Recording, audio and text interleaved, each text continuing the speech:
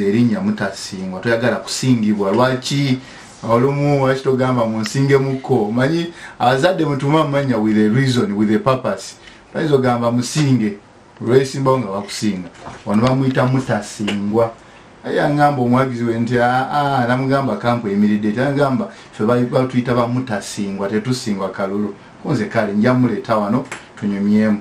Honorable Diana Mutasingwa ye minister state minister mu office ya vice president era nga mu cabinet atulirayo ddala okutemera eggwanga lino keke yaalyo so ebyo nebisingawo ababimanyi byonna tujja kunyumyamu ekitundu kino ekisooka tujja kunyumyamu Diana nga minister then wali tuddemu Diana nga woman member of parliament ow'ebyukwe sanyuse nnyo okulaba nnyo sanyukidde ddala okubeera wano olwaleero kumakya njagala okwebaza moderator olwa programu eno okubeerawo tubadde tukuwuliriza n'emirimu ababaka ab'enjawulo booleeta wano okulaba nga twogera ku ggwanga lyaffe Uganda abantu b'ebuyukwe abannayuganda mwenna manya n'eddoboozi nga bwe boogedde Mutasingwa Diana sanyuse nnyo okubeera mu studio eno mbadde ndwawo nnyo okubeera ku radio but ku luno ngambye nti nina okujja njogere eri eggwanga ate njogere eri bannabuyukwe bonna so webala okunkyaza kale budget yasomeddwa ku Lwokuna mukulikeeyo twavuddeyo budget yasomeddwa ate waliwo ebintu ebitonotono ebyatukutteko nga ffe tulabye nti eggwanga ligenda likola ki likulaakulana olw'ensonga ebiseera ebingi abantu babadde agamba ekonomi mbi abantu baavu but bwe twagenza okusoma budget netugenda okusoma nge Uganda nga weetuuse ng'olabira ddala waliwo steady progress okulaba nga tuachievinga byonna bye twagala before 2040 nga president wayogera so nga boogedde nti tuli mu 7.24 trillion budget yaffe gye basomye ey'eggwanga nga batemyetemyemu mu health sector, education, agriculture, enguudo. Ffe tuli basanyufu nnyo nga bannayuganda okulaba nti tulabye nti waliwo steady progress because nze ebintu ebyankuteko nnyo bintu services ezituuka wansi ku muntu wa bulijjo.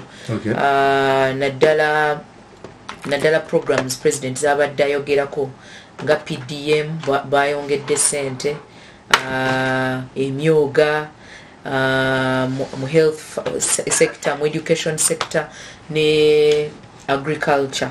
So nze nga minister tula mu cabinet ndaba nti waliwo enkizo batadde ku bintu ebyenjawulo nga mu health sector bataddemu 1.3 trillion obugwamu ate nga wagenda kubeerawo ne upgrade z'amalwaliro. So ekyo kitukoze bulungi nga bamaama ate nga bannayuganda okuba tuli bakyala okulaba nti wabeerawo upgrade ate nga bongeddemu ssente mu health sector kiba kigenda kuyambako ku baana ku bantu okulaba nti Uganda efuna amalwaliro agalabika obulungi. Mwagalabye ku TV twalabye Lubowa eddwaliro ly'e Lubowa nkimanyi bantu badde balyogerako nnyo kyokka mulabye steady progress nga bwetambula. Bwe tugenda mu education twalabye nga bataddemu 497 nja kuzoogera mu lusungu 497.1 billion okulaba nti education sector eyongera okutuzimbira amasomero n'okusasula abasomesa. So budget yatukoze bulungi. Bogenda mu nguudo nze nja kwogerera nalabye enguudo ze bataddewo. Omanye abantu abamu buli district yafunyeko ku nguudo ze bagenda okukola. Fe ab'ebuyukwe nga bwe mwawulidde bulungi twafunye ku nguudo ze Lugazi. Oluguudo lwe Lugazi Kiyindi Buyukwe. Oluguudo olwo sinti lwa Buyukwe but liyita neligenda Buvuma. So oluguudo olwo si lwa bantu b'ebuyukwe bokka. So twabadde ffe nze nga minister atwala ali mu Greater Mukono kyankuteko nnyo okulaba nti oluguudo luno lugenda Buvuma, ebyamaguzi bigenda kuyitawo. Okimanyi nti abantu b'Ekiyinde n'abantu b'e Buvuma bali mu fishing, bali mu sector ya fishing, so economic activity egenda kola ki kweyongera. So twabadde basanyufu nnyo mu national budget gye basomye olw'okuba tuli ku goal eya economic, eya social economic transformation. Okay. Yes. Ka PDM kagenda maaso. PDM egenda maaso because PDM bayongeddeko sente. Kyetwalabye nga challenge bwe twali mu cabinet nti babadde batuwa million 10 buli parish. Ate ebitundu ebiri mu Buganda ne Busoga I think population osanga ng'ebyalo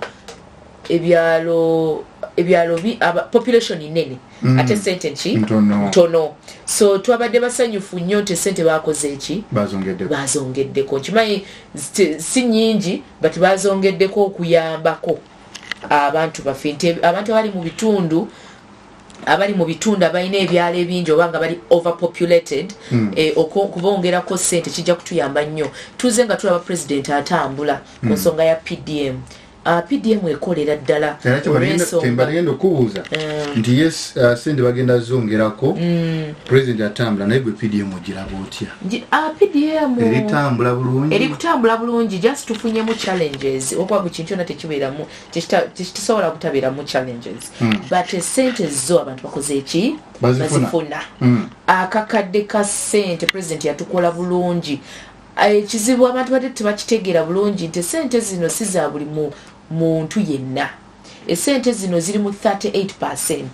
President bayogerako nti abasulira ekidda kyonka abakolera emmere yaki yaleero. So obuzibu nga bwe nkugambye challenge erimu nti osanga omuntu nga ye tali mu 38%.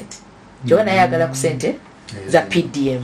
Ate nga waliwo sente z'emyoga nazo bagenze bazongerako.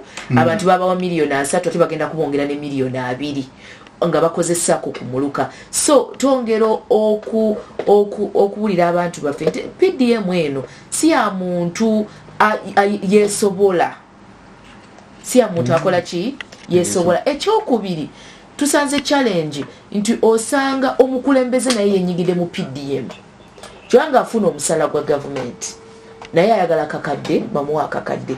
So ezo ze challenges ze tusanze. Ekyokusatu oluusi abantu okubajja kwa sente oli nakugamba okukolera ebipapula byo ofune miliyoni olina okuleetayo emitwalo 2 olina okuleetayo emitwalo 3.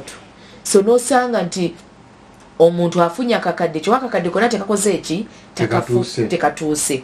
But bwe tutuuse ku ground nga president bwali mu kutambula tulabye nnyo nti abantu enkulaakulana ebaddewo mu especially esente zino bazireetera balunzi n'abalimi. So president mbadde mulaba nga atambula taligenda kubeera muno week ejja mu Buikwe district agenda kubeera mu Greater Mukono nga atambula ku nsonga ya PDM. Tulabye abantu omuntu akugamba miliyoni sigikwatangako sigirabangako bwe nagifuna n'engula embizi, bwe nagifuna n'enyongerako n'engula ente, bwe nagifuna n'ensimba kasooli, bwe nagifuna n'ensimba emmwanyi. So tuzze tulaba tutambudde mu bantu bano nga tulaba nti sente gye ziri ate ziri kuyamba abantu. Just that nga bwe nkugambye challenge eriwo nti abantu abazifuna bato